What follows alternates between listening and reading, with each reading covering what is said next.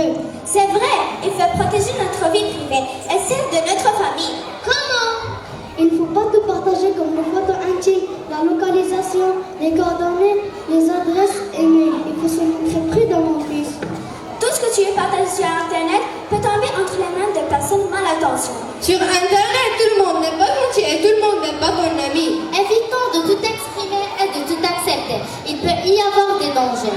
Et puis, les contenus sur Internet restent longtemps, très longtemps. On lit, tout reste. La rumeur, la réputation, ça ne s'efface pas comme ça. Il faut faire attention à ce qu'on dit. Bon, le flicage n'est pas mon truc, mais vous n'êtes pas idiot. Vous comprenez? Bien sûr.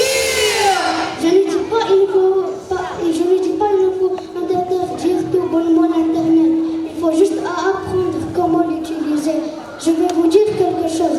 Lorsque vous baladez dans la rue, vous savez mieux que moi. Mais quand on ne doit pas prendre quelqu'un en photo sans son consentement, on ne doit pas l'insulter. N'est-ce pas? Oui. Eh bien, sur Internet, c'est la même chose. On se doit respecter la loi. On ne peut pas prendre en photo une personne, mais on peut prendre des photos de nous. Oui, mais comment? Avec respect et décence. Voilà. Mais on ne doit rien poster. Je ne dis pas il ne faut rien poster, mais loin de là, il ne faut pas tout poster non plus. La vie privée doit rester sacrée. La famille est sacrée. Tout à fait, mon enfant. Et rappelez-vous, dans cette calendrier, il va dans